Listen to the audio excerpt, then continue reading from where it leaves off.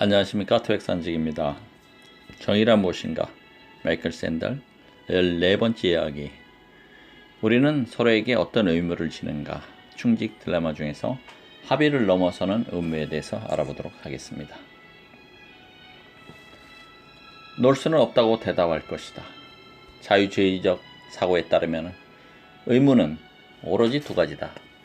인간이기에 생기는 자연적 의무와 합의에 생기는 자발적 의무다. 자연적 의무는 보편적이다. 인간으로서 다른 인간, 즉 이성적 존재에게 지는 의무다. 인간을 존중하고 정당하게 행동하며 잔인한 행동을 삼가하는 등의 의무가 여기에 속한다. 이런 의무는 자율적 의지, 칸트 또는 가언적 사회 계약, 롤스에서 생기기에 합의라는 절차가 필요 없다. 내가 당신을 죽이지 않겠다고 약속했을 때만 나는 당신을 죽이지 않을 의무가 있다고 말할 사람은 없다. 자연적 의무와 달리 자발적 의무는 보편적이지 않고 특수하며 합의에서 생긴다. 내가 당신 집에 페인트 칠을 해주기로 약속했다면 이를테면 돈을 받든지 아니면 다른 식으로라도 대가를 받기로 했다면 나는 약속을 이행할 의무가 있다. 하지만 다른 사람의 집까지 채다 페인트 칠을 해줄 의무는 없다. 자유주의 개념에 따르면 우리는 모든 사람의 존엄성을 존중해야 하지만은 어느 수준을 넘어서면은 우리가 약속한 것만 지키면 된다. 자유주의의 정의는 중립적 틀에서 규정된 타인의 권리를 존중하라고 하지만은 타인의 이익을 얻도록 행동해야 한다고 말하지 않는다. 타인의 이익에 관여해야 하는지는 우리가 미리 약속을 했는지 했다면 누가 했는지에 달렸다. 이 견해가 암시하는 중요한 사실 하나는 엄밀히 말해 시민이 일반적으로 이행해야 할 정치적 의무는 없다는 점이다. 자발적으로 공직에 나서는 사람이라면 당선될 경우 나라를 위해 봉사해야 한다는 정치적 의무를 져야 하지만은 일반 시민은 그렇지 않다. 놀수의 말대로 무엇이 반드시 해야 하는 행동인지 누가 그것을 실행했는지는 불분명하다. 따라서 의무에 관한 자유주의의 설명이 옳다면 일반 시민은 다른 시민에게 부당 행위를 저지르지 않는다는 보편적이고 자연스러운 의무 외에는 다른 의무를 지지 않는다. 인간을 서사적 존재로 보는 사람들에게 의무에 대한 자유주의의 설명은 너무 빈약하다. 시민으로서 감당해야 하는 특별한 책임을 언급하지 않는다. 나아가 우리를 가족, 국가, 민족의 구성원이자 그 역사를 떠안은 사람, 이 공화국의 시민으로 이해하려면 충직과 책임이라는 도덕적 힘의 의지에 살 수밖에 없다. 그런데도 자유주의의 설명은 그러한 충직과 책임을 언급하지 않는다. 서사적 관점으로 보자면 그러한 정체성은 도덕과 정의를 고민할 때 배제해야 하는 우연적인 요소가 아니다. 그것은 지금 우리 모습의 일부이며 거기에는 당연히 도덕적 책임도 따르게 마련이다. 따라서 인간을 자발적 존재로 볼 것인가 서사적 존재로 볼 것인가를 결정하는 한 가지 방법은 사회 계약으로는 설명할 수 없는 세 번째 범주의 의무를 인정하는가를 묻는 것이다. 그 의무를 연대 의무 또는 소속 의무라고 말해두자. 자연적 의무와 달리 연대 의무는 보편적이지 않고 특수하다. 그 의무에는 우리가 떠안아야 할 도덕적 책임이 있다. 이 책임은 상대를 이성적 존재가 아닌 역사를 공유하는 존재로 인식한다. 그러나 자발적 의무와 달리 합의에 좌우되지는 않는다. 이 책임에 담긴 도덕의 무게는 소속된 자아라는 도덕적 고민에서 그리고 내 삶의 이야기는 다른 사람의 이야기에 포함된다는 인식에서 나온다. 도덕적 책임의 세 범주, 즉 1. 자연적 의무, 보편적이고 합의가 필요하지 않은 의무를 말한다. 2. 자발적 의무, 특수하고 합의가 필요하다. 3. 연대 의무, 특수하고 합의가 필요하지 않다.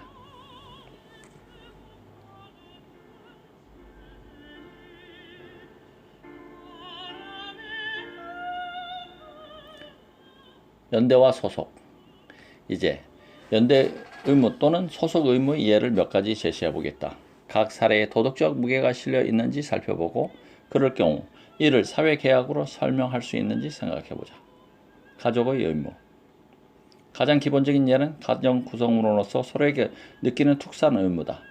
두 아이가 익사 직전인데 오직 한 명밖에 구할 시간이 없다고 치자. 한 명은 당신의 아이이고 다른 한 명은 모르는 사람의 아이다. 그렇다면 당신의 아이를 구하는 것이 잘못일까? 동전을 던져 정해야 옳을까? 사람들은 당신의 아이를 구하는 행위가 전혀 잘못이 아니며 동전을 던져야 공정하다 하면 오히려 그게 이상하다고 말할 것이다. 이런 반응의 바탕에는 부모라면 자식을 행복하게 할 특별한 책임이 있다는 생각이 깔려있다. 이 책임은 합의에서 나온다고 주장하는 사람도 있다. 아이를 갖기로 했다면 특별한 애정을 돌보겠노라고 자발적으로 동의했다고 보는 견해다. 합의라는 요소를 배제하기 위해 자식이 부모에게 지는 책임을 생각해보자. 도우미의 손길이 절실한 노부모 두 사람이 있다고 가정하자. 한 사람은 내 어머니고 한 사람은 다른 사람의 어머니다. 두 사람을 다 보살핀다면야 칭찬할 만한 일이지만은 그렇지 않다고 자기 어머니를 돌볼 특별한 책임이 있다고들 말할 것이다. 이 경우 합의로 이유를 설명할 수 있을지는 분명치 않다. 나는 부모를 선택한 적도 부모를 갖기로 선택한 적도 없으니까 내 어머니를 돌봐야 하는 도덕적 책임은 어머니의 보살핌을 받으며 자랐다는 사실에서 나온다고 주장할 수도 있을 것이다. 어머니가 나를 키우고 보살폈으니 그것을 갚아야 할 의무가 있다. 어머니가 제공한 혜택을 받아들였다면 어머니가 도움이 필요할 때 응공을 갖겠다고 합의한 셈이라는 이야기다. 합의와 상호이익을 따지는 이 계산은 가족의 의무를 설명하기에는 너무 매정하다고 생각하는 사람도 있을 것이다. 하지만 이 주장을 인정한다고 치자. 그렇다면 책임을 소홀히 하고 무관심한 부모를 둔 자식에게 대해서는 뭐라고 말하겠는가? 아이를 어떻게 키웠느냐에 따라 나중에 부모가 되어 도움이 필요할 때 자식에게 요구할 수 있는 책임의 정도가 달라진다고 말해야 할까? 부모 노릇을 못하는 경우라도 자식은 그 부모를 보살필 책임이 있다면 도덕적 책임은 상호 이익과 합의라는 자유주의 윤리를 넘어선다.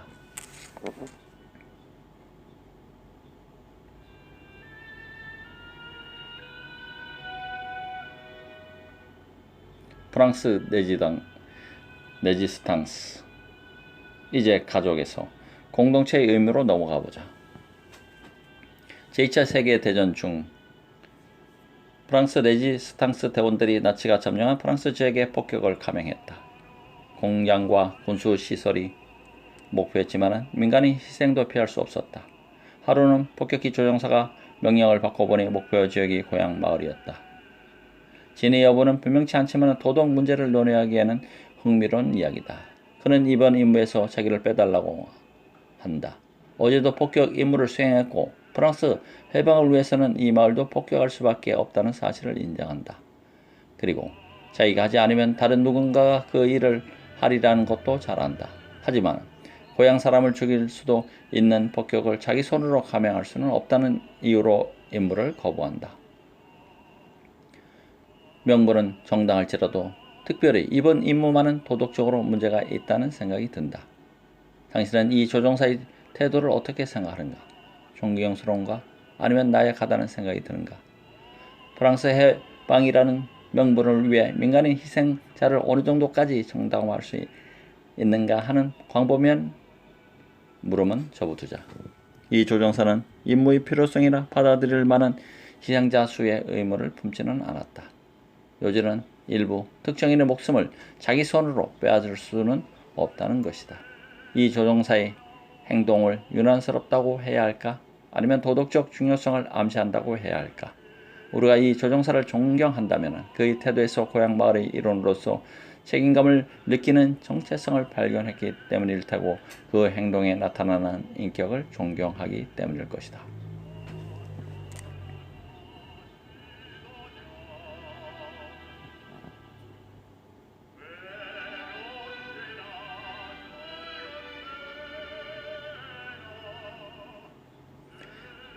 에티오피아 유대인 구출하기.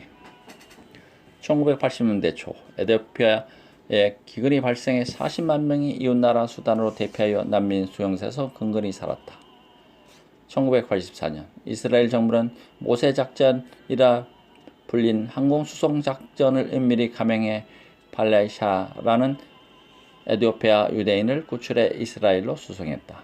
아랍 정부들이 수단에 압력을 넣어 이스라엘과 공조하지 못하게 하는 바람에 작전이 중단되기까지 에티오피아 유대인 약 7,000명이 구출되었다. 당시 이스라엘 총리였던 시몬 페레스는 에티오피아에 있는 우리 형제 자매들이 모두 고향으로 무사히 돌아올 때까지 우리는 쉬지 않을 것이다 라고 말했다. 남은 에티오피아 유대인들은 내전과 기근에 시달리다 1991년 이스라엘에는 더욱 대대적인 항공작전을 펼쳐 팔라샤 14,000명을 이스라엘로 수송했다. 이스라엘이 에티오피아 유대인을 구출한 것은 옳은 일인가? 이 작전을 영웅적이라고 말하지 않을 수는 없으리라. 팔라샤는 절망적인 상황에 놓였고 이스라엘로 가고 싶어 했다. 그리고 유대국가 이스라엘은 유대인 대학살이라는 참상이 빚어진 뒤에 유대인에게 조국을 안겨주기 위해 건국되었다. 그런데 누군가 다음과 같은 문제를 제기한다고 생각해보자. 에티오피아 난민 수십만 명이 기근으로 고통받는다. 자원이 제한된 탓에 이스라엘은 이들 중에 7,000명만 구할 수 있다고 치자. 그렇다면 이들을 제비뽑기로 결정해야 하지 않을까? 에티오피아에서 오직 유대인만을 수송하는 행위는 불공평한 차별이 아닌가? 연대와 소속 의무를 인정한다면 그 답은 분명하다. 이스라엘은 에티오피아 유대인을 구할 특별한 책임이 있다. 일반적으로 난민을 구해야 한다는 모든 나라의 의무를 넘어서는 의무다. 어떤 나라든 인권을 존중할 의무가 있으며 그러려면 기근, 박해, 강제 이주 등으로 고통받는 사람이 있을 때 능력껏 이들을 도와야 한다. 이는 같은 인간으로서 타인에게 의무를 느껴야 한다는 칸트식 논리에 따른 보편적 의무다. 우리가 결정하려는 것은 국가는 자국민을 보살필 특별한 책임이 있는가 하는 문제다. 이스라엘 총리는 에티오피아 유대인에게 우리 형제 자매라는 익숙한 비유를 동원해 연대감을 나타냈다. 이 같은 사고방식을 인정해야만 이스라엘이 항공 수송 작전을 제비뽑기로 결정하지 않은 이유를 설명할 수 있다.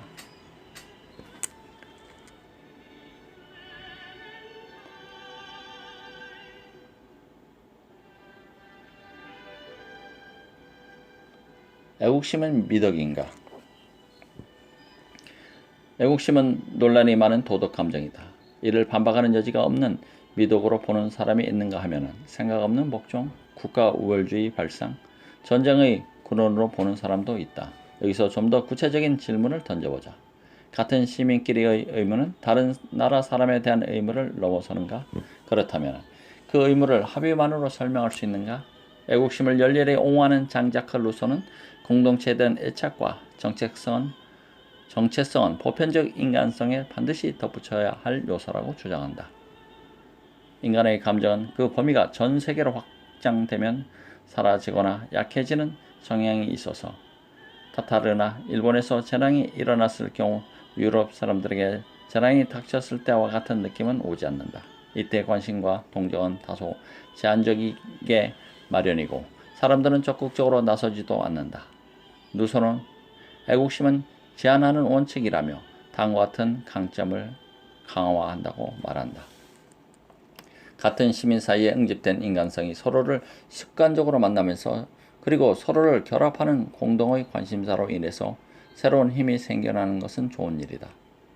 시민들이 충직함과 동질성으로 묶여 있다면 외부인들로보다는 서로에게 더 큰 의무를 느낀다는 뜻이다. 사람들이 덕을 갖추기를 바라는가? 그렇다면 우선 조국을 사랑하게 하자. 하지만 조국이 그들에게 주는 것이라곤 다른 사람에게도 줄 수 없는 것들 뿐이라며 그래서 조국이 외국인들보다 내게 딱히 더 큰 의미도 없다면 어떻게 조국을 사랑하겠는가? 국가는 외국인보다 자국민에게 당연히 더 많은 것을 제공한다. 이를테면 미국 시민은 외국인이 받을 수 없는 공교육, 실업수당, 직업훈련, 사회보장, 노인의료보험, 복지혜택, 무료 식권 등 많은 공적 혜택을 누린다. 사실 좀 더 관대한 이민 정책에 반대하는 사람들은 미국 납세자가 대가를 지불한 사회복지 혜택을 국경을 넘어온 사람들이 이용하지 않을까 걱정한다. 그렇다면 미국 납세자가 외부인보다 자국이 어려운 시민에게 더 큰 책임을 져야 하는 이유를 물어야 한다.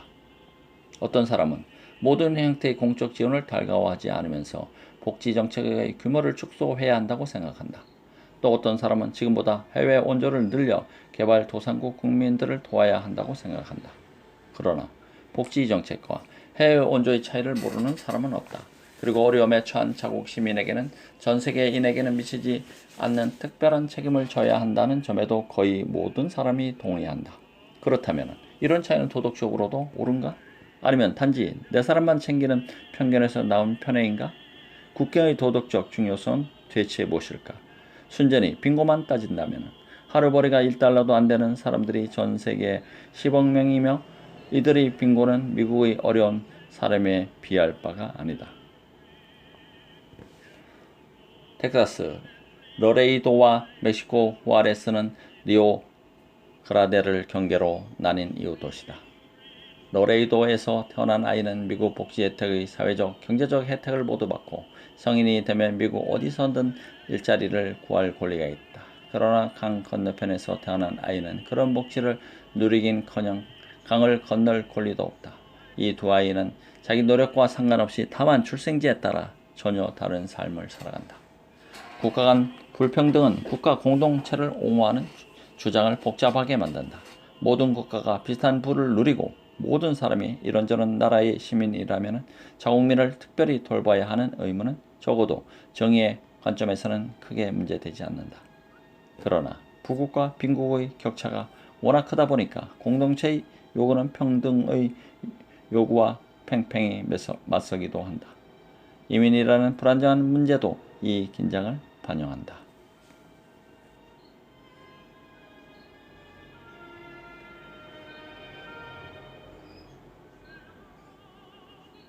국경 순찰. 이민 제도의 개혁은 정치의 지뢰밭이다.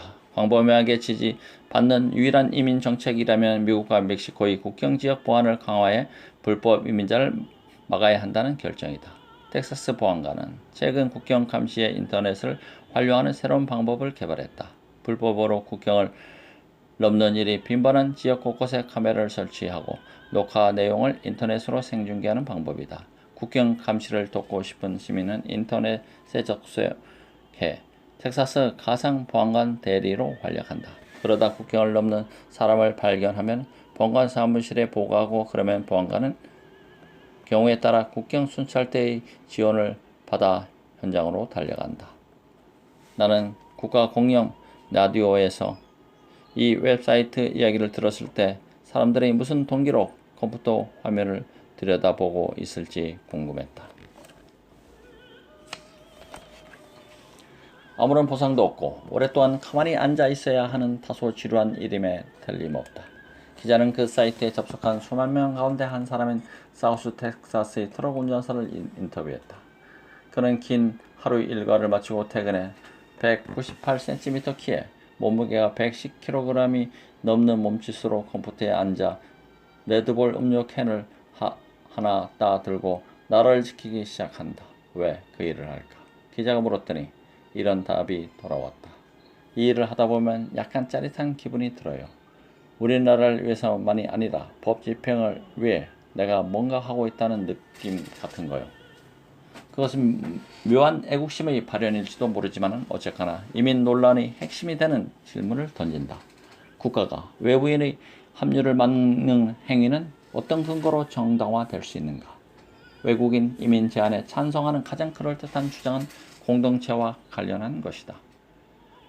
마이클 왈저가 쓴 대로 사회 구성원이 되는 조건을 규제하는 능력, 즉 입구 허가, 거부 규정을 정하는 능력은 공동체 독립의 핵심이다.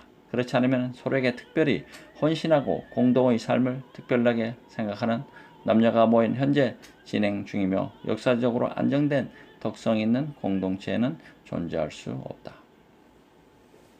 그러나 부유한 국가의 경우 이민 제한 정책은 시민의 특혜를 지키는 데도 도움이 된다.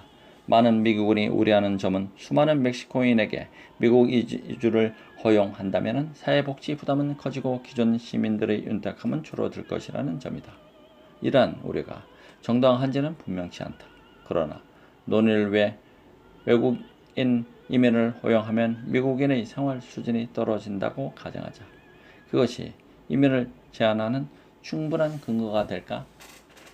리오그란데를 중심으로 부유한 쪽에서 태어나는 사람만이 행운을 누릴 권리가 있다고 믿는다면 그러할 것이다. 그러나 출생이라는 우연은 권리의 기준이 될 수 없기에 풍요로움을 지킨다는 명분으로 이민 제한을 정당화할 수 있다고 보기는 힘들다. 이민 제한에 찬성하는 더 강력한 논리는 미국 비숙련 노동자들의 일자리와 임금 수준을 지켜야 한다는 것이다. 저임금으로도 얼마든지 일할 이민자들이 몰려오면 미국 노동자들이 당장 일자리를 잊을 것이다. 이 논리를 듣다 보면 우리가 해결하려는 질문으로 되돌아간다. 왜 가장 힘없는 우리 노동자부터 지켜야 하는가? 더 가난한 멕시코 사람들에게 일할 기회를 주지 않더라도 그리해야 하는가? 제일 어려운 사람을 도와야 한다는 견해로 보면은 개방적인 이민 정책을 실시해야 옳을 듯하다. 그러나 평등을 주장하는 사람조차도 이에 선뜻 동의하지 않는다. 이런 태도에도 도덕적 근거가 있을까? 물론이다. 그러나 우리에게는 상과 역사를 공유하는 시민의 행복을 추구할 특별한 의무가 있다는 사실을 인정할 때만 그러하다. 그리고 그것은 도덕적 행위자로서 우리 정체성이 우리 공동체와 밀접하게 연관되었다는 생각으로 인간을 서사적 존재로 인정하느냐에 달렸다. 왈저는 이렇게 쓴다. 애국의 정사가 도덕에 기초할 때만이, 공동체의 결집이 의무와 공동의 의미에 이바지할 때만이, 이방인뿐만 아니라 자국 구성원이 있을 때만이 국가 공무원은 자국의 행복에 그리고 자국의 문화와 정치 번영에 각별히 신경을 쓸 이유가 생긴다. 미국산을 사라는 주장은 불공평한 것인가? 미국인이 이방인에게 일자리를 빼앗기는 이유는 비단 외국인 이주 때문만은 아니다. 요즘에는 자본과 재화가 사람보다 더 쉽게 국경을 넘는다. 이 역시 애국의 도덕적 위상의 질문을 던진다. 미국산을 사라는 낯 익은 꼴을 보자. 토요타보다 포드 자동차를 사야 애국인인가? 자동차를 비롯해 점점 더 많은 제품이 세계적인 공급망으로 생산되다 보니 정확히 어떤 차를 미국산으로 해야 할지 분명치 않다. 하지만 어쨌거나 미국인에게 일자리를 제공하는 제품이 따로 있다고 해보자. 그렇다면 그 제품을 사야 하는 타당한 이유가 있는가? 왜 우리는 일본, 인도, 중국 노동자보다 미국의 노동자의 일자리 창출에 더 관심을 가져야 하는가? 2000년 초에 7,870억 달러를 투입하는 경기 부양책이 미국 의회를 통과해 오바마 대통령의 승인을 받았다. 이 법안에는 지원받은 자금으로 도로, 다리, 학교, 공공건물을 건설할 때는 미국산 강철과 철을 사용해야 한다는 내용이 포함있다.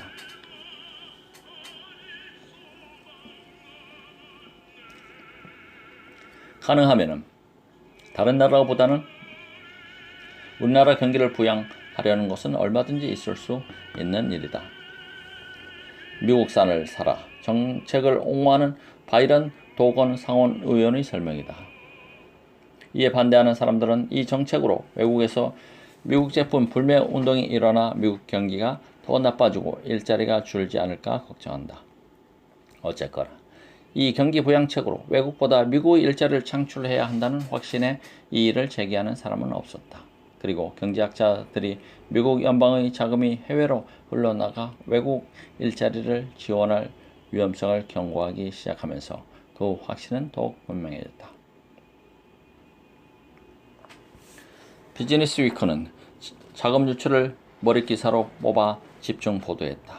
오바마의 막대한 재정 지원이 얼마나 해외로 유출되어 미국보다 중국, 독일, 일본, 멕시코에서 일자리를 창출했을까? 실업의 위협이 만연한 때라면 정책 위반자들이 미국의 일자리 보호를 최우선 과제로 삼는 것도 이해할 만하다. 그러나 유실이라는 말을 듣고 보면은 애국의 도덕적 위상을 새삼 다시 생각해 보게 된다. 어려움으로 따지면 중국의 실직 노동자보다 미국의 실직 노동자를 먼저 도와야 한다고 주장하기가 쉽지 않다.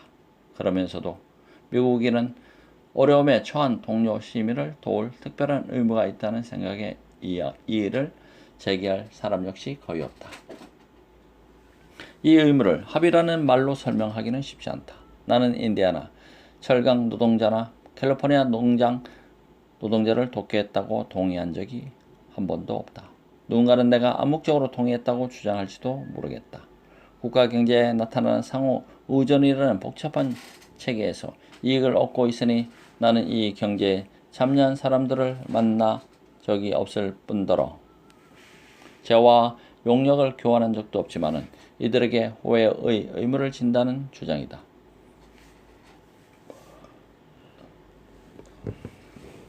그러나 이는 지나친 해석이다.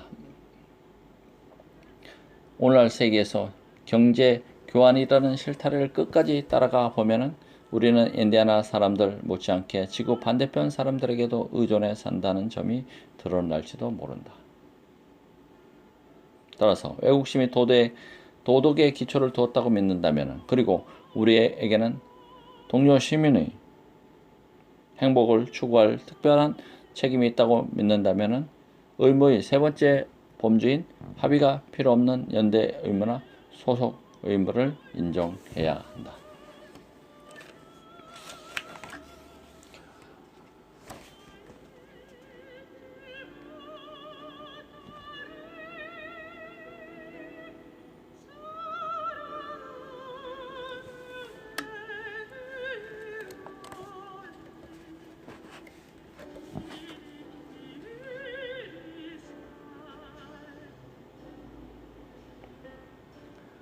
연대는 우리 사람만 챙기는 편애인가?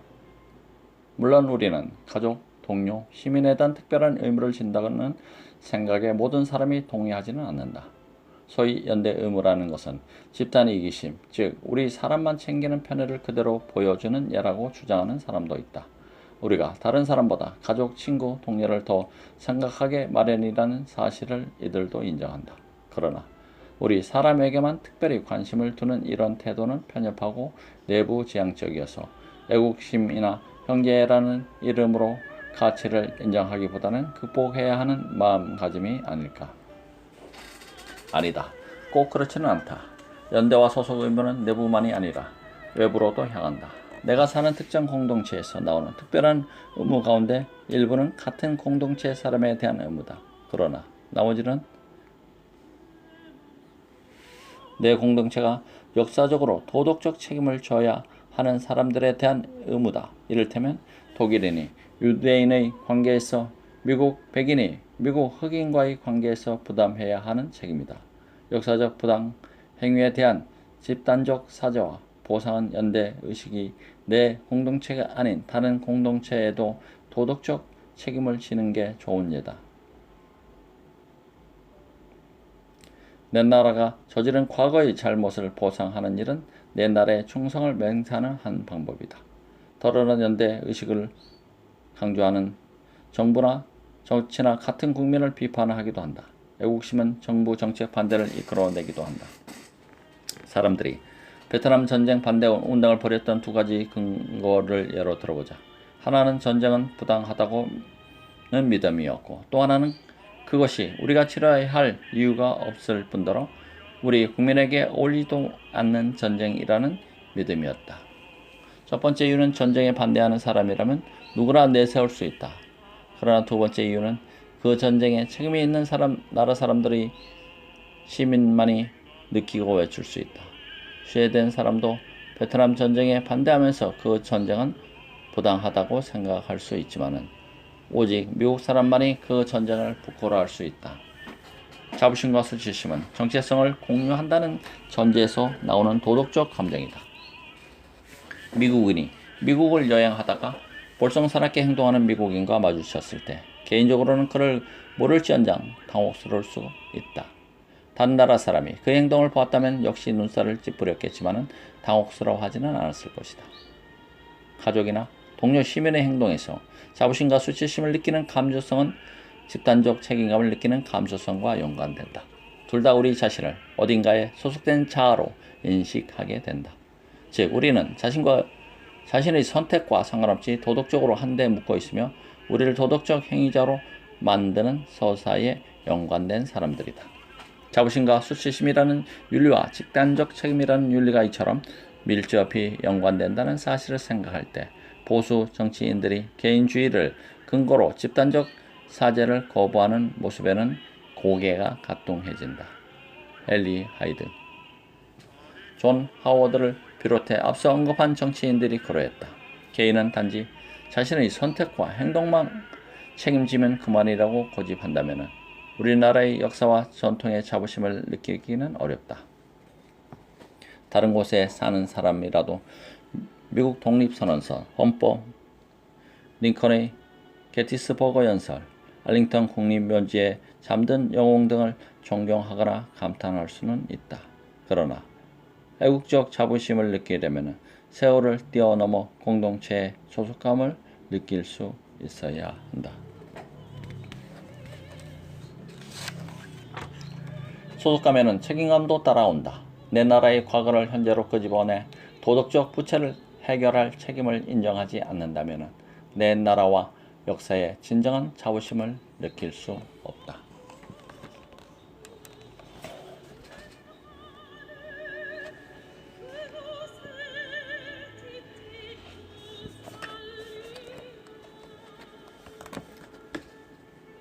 충직이 보편적 도덕 원칙을 뛰어넘을 수 있을까? 우리가 다룬 거의 모든 사례에서 사회적 연대는 자연적 의무나 인권과 대립하기보다는 그것들을 보충하는 성향을 보인다. 따라서 이런 사례들은 자유주의 철학자들도 흔쾌히 인정하는 요점을 부각시킨다. 즉, 다른 사람의 권리를 침해하지만 않는다면 가족이나 동료 시민처럼 우리가 가까운 사람들을 도움으로써 타인을 돕는 일반적 의무를 수행할 수 있다는 사실이다. 부모가 다른 아이보다 내 아이를 구조하는 행위는 그 과정에서 다른 아이를 밟고 지나가지만 않았다면 전혀 문제되지 않는다. 마찬가지로 부자 나라가 자국 시민을 대상으로 관대한 복지 정책을 실시해도 다른 나라 사람의 인권 존중하는 한 전혀 문제되지 않는다. 연대 의무가 지탄받을 때는 자연적 의무를 방해할 때뿐이다.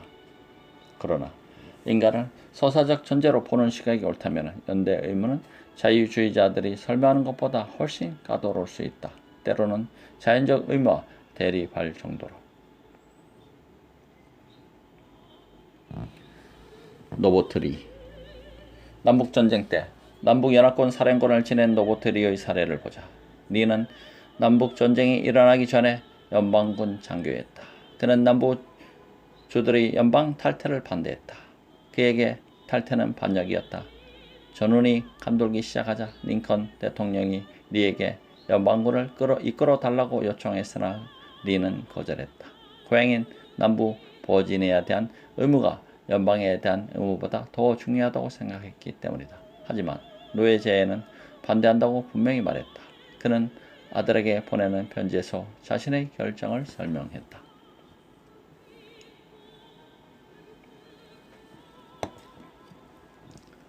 나는 연방을 절대적으로 지지하지만 내 친척, 내 자식, 내 가정에 대항하는 편에 서지 못하겠더구나.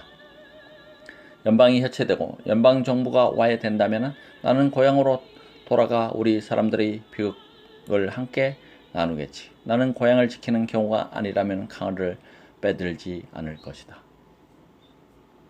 앞서 프랑스 내지 스탕스 조종사처럼 니도 자신의 친척, 아이들, 가정에 피해를 입힐 수 있는 역할에 찬성할 수 없었다. 그러나 그의 충성은 한 발 더 나아갔고 결국 지인들을 자신이 반대한 명분으로 끌어들였다.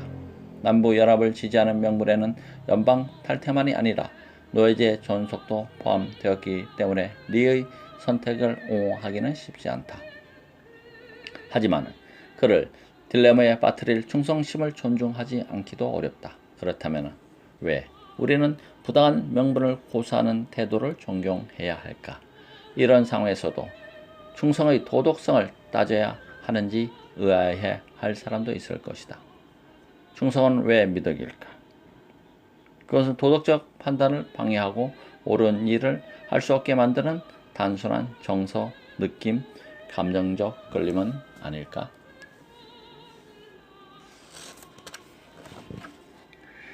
여기 그 답이 있다. 우리가 충성을 도덕적 의미가 담긴 진정한 요구로 받아들이지 않는다면 네의 딜레마를 결코 도덕적 딜레마로 이해할 수 없다. 충성심이 순수한 도덕적 무게라고는 전혀 없는 감정에 불과하다면 네 난처함은 도덕성과 단순한 감정 또는 편견 사이의 고민일 뿐이다. 그러나 그런 생각은 이 문제와 관련된 도덕을 오해하는 것이다. 네의 난처함을 단지 심리적인 것으로만 해석하면 놓치는 부분이 있다.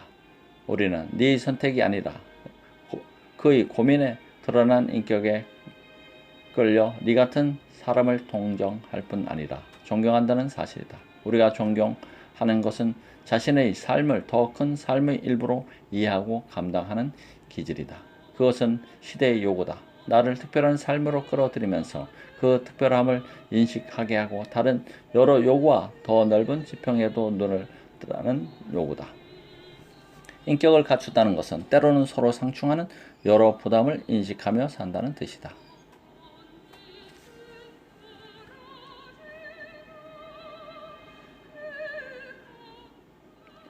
형제를 지키는 사람, 벌저 형제.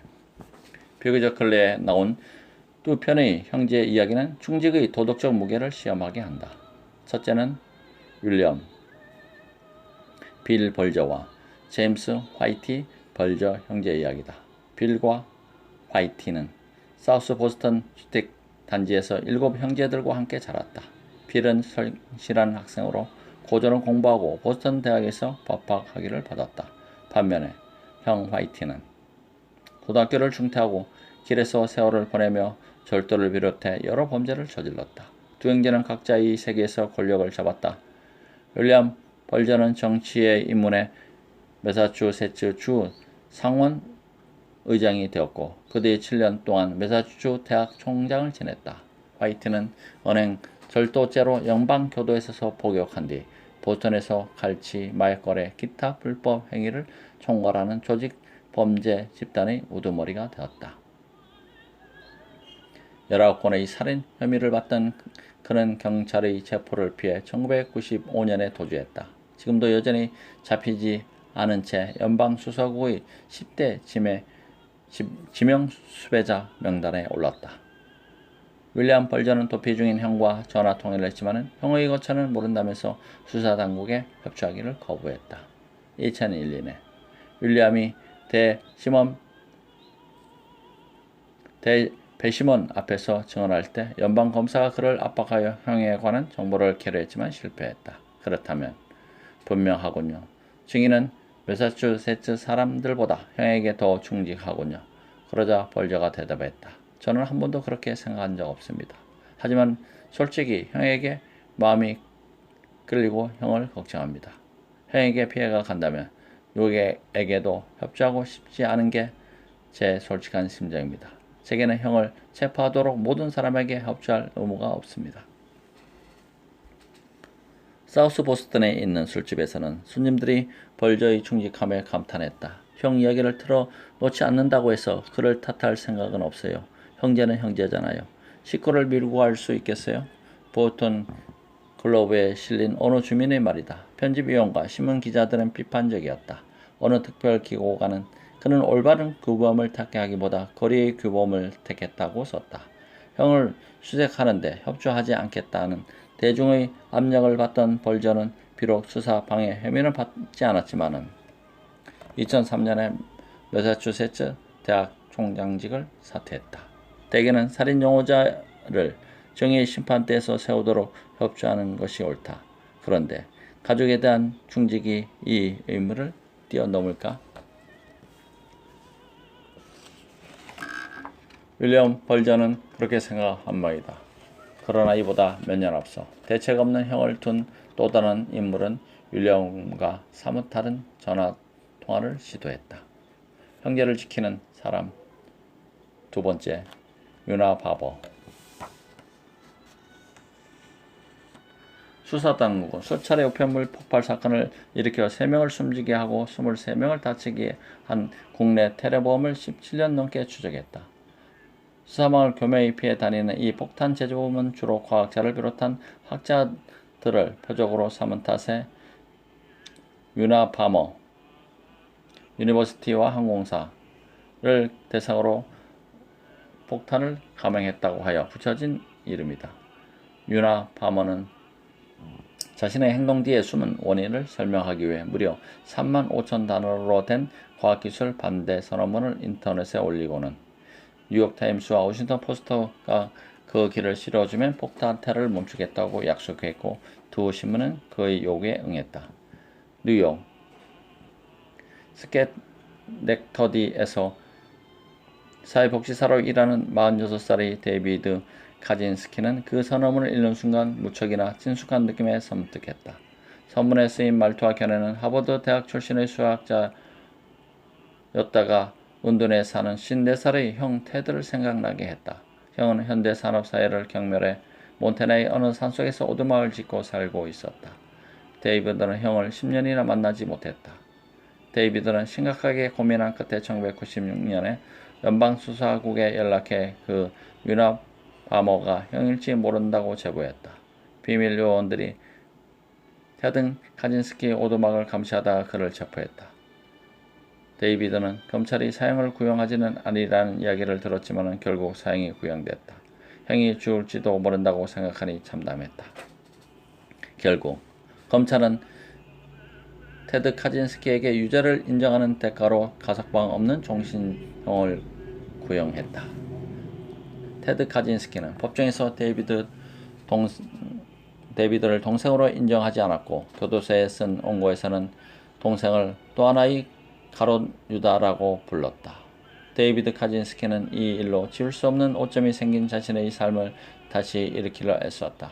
형에게 사형 선고가 내려지지 않도록 애쓰다가 사형 제도에 반대하는 단체의 대변인까지 되었다. 한 번은 청중에게 자신의 딜레마를 표현했다. 형제는 서로를 지켜줘야 합니다. 그리고 지금 여기 있는 저는 형을 죽음으로 내몰았는지도 모릅니다. 그는 유나 파머 체포에 기여한 공로로 법무부에서 보상금 100만 달러를 받았지만 보상금의 대부분을 형 때문에 죽거나 다친 가족들에게 전달했다. 그리고 가족을 대표해 형의 범죄를 사죄했다. 윌리엄 벌저와 데이비드 카잔스키가 형 문제를 고민하는 방식을 어떻게 생각하는가? 벌저에게는 가족에 대한 충직이 범인을 정의의 심판대에 세우는 의무보다 중요했고 카진스키에게는 그 반대했다. 어쩌면 도피 중인 형이 지속적인 위협을 가하고 있다는 점에서 아프의 경우와는 도덕적 차이가 있을 수 있다. 데이비드 카진스키에게는 그 점이 심각했다. 등을 떠밀리는 느낌이었다고 말하면 맞을 겁니다. 사람이 또 죽을 수도 있고 그것을 막을 사람은 나라는 생각이 들었어요. 견딜 수가 없었습니다. 두 사람의 선택을 어떻게 판단하든 간에 이들의 이야기를 읽다 보면 한 가지 결론을 얻게 된다. 범죄자의 정의의 심판대에 세울 의무 같은 도덕보다 충직과 연대가 더 무거울 수도 있다는 사실을 인정해야만 이들의 딜레마를 이해할 수 있다는 점이다. 우리의 의무가 합의나 인간 대 인간의 보편적 의배에만 기초한다면 행제에서 나온 이런 이야기를 설명하기 힘들다.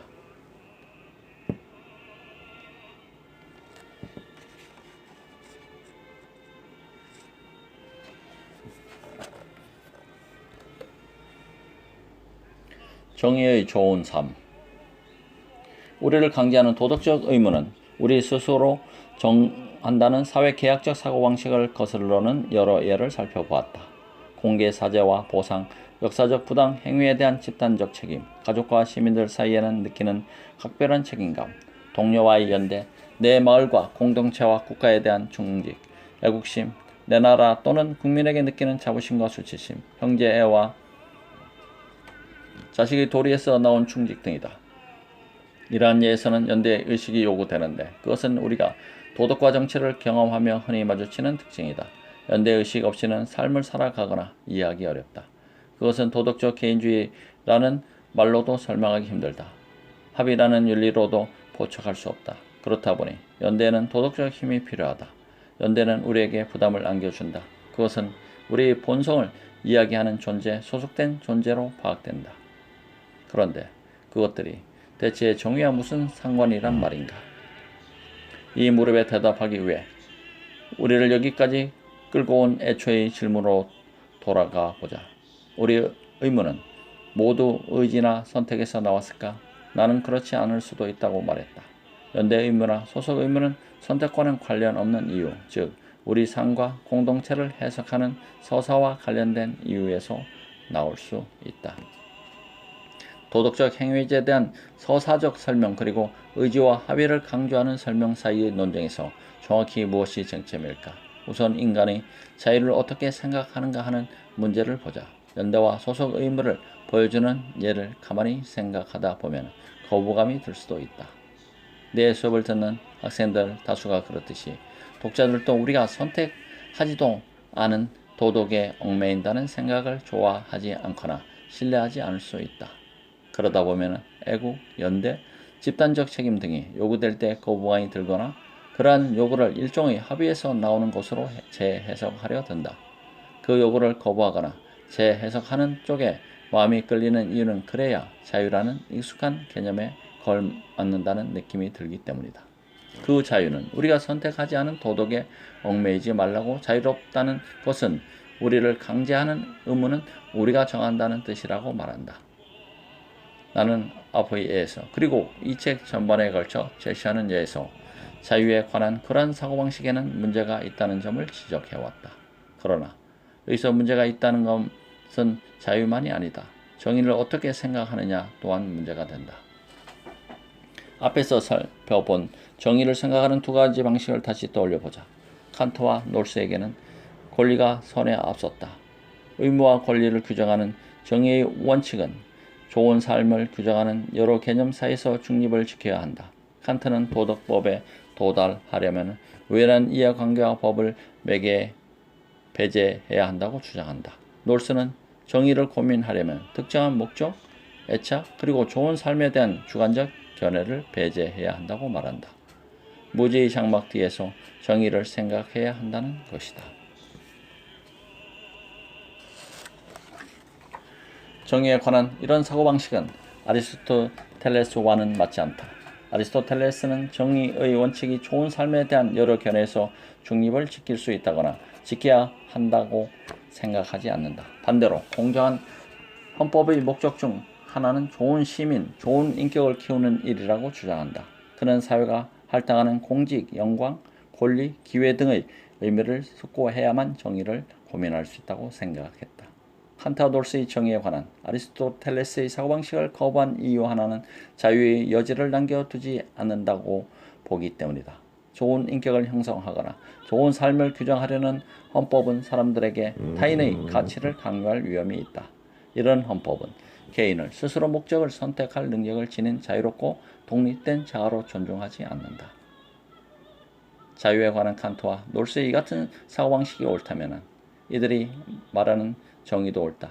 우리는 자유로운 선택권을 지닌 독립된 존재여서 우리가 선택하지 않은 도덕에 얽매이지 않는다면 우리에겐 여러 목적의 중립적인 권리의 틀이 필요하다. 그리고 자아가 목적에 앞선다면 그 권리는 분명 선에 앞선다. 그렇지 않고 만약 도덕적 행위자로서 서사적 개념에 더 끌린다면 정의에 관한 아리스토텔레스의 생각을 다시 들여다볼 필요가 있다. 선을 고민할 때 우리 정체성의 근거지인 공동체의 선도 함께 고민해야 한다면 중립을 갈망하는 태도는 잘못되었을 수 있다. 좋은 삶을 생각해보지 않고 정의를 고민하기란 불가능하거나 어쩌면 바람직하지 않은 일일지도 모른다. 정의와 권리를 공개 석상에서 토론할 때 좋은 삶에 대해서도 토론하자고 한다면 내키하지 않거나 심지어 기겁하는 사람도 있을 것이다. 미국처럼 다원화 사회에 사는 사람들은 최선의 삶에 관해 서로 다른 의견을 보이기에 마련이다. 자유주의 정치로는 정치와 법이 도덕적 종교적 논란에 휩쓸리는 일을 가로막기에 탄생했다.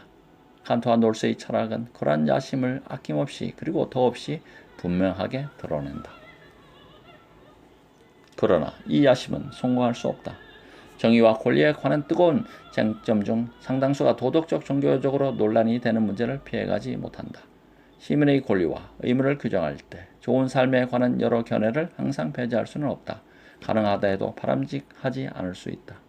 민주시민에게 공적 영역에 들어갈 때는 도덕적 종교적 신념을 내놓으라고 주문한다면 관용과 상호 존중을 보장하는 것으로 보일 수도 있다. 그러나 현실에서는 그 반대다. 가능하지도 않은 중립을 가장한 채 중요한 공적 문제를 결정하는 행위는 반복과 분노를 일으키는 지름길이다. 중요한 도덕 문제에 개입하지 않는 정치는 시민의 삶을 메마르게 한다. 그런 정치는 편협하고 배타적인 도덕주의로 흐르기 십상이다. 그리고 자유주의자들이 건드리기 두려워하는 곳에는 근본주의자들이 몰려든다. 정의를 토론하다 보면 불가피하게 본질적인 도덕 문제에 빠진다면 그 논의가 어떻게 진행될지 생각해봐야 한다. 공개적으로 선을 논하면서 종교를 두고 한바탕 싸움을 벌이지 않을 수 있을까?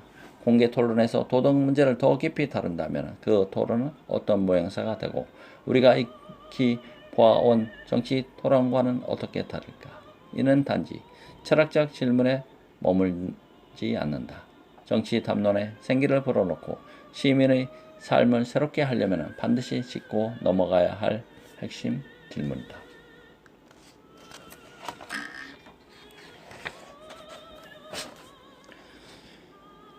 정의란 무엇인가? 14번째 이야기, 우리는 서로에게 의무를 지는가? 충직 딜레마에 대해서 알아봤습니다. 감사합니다.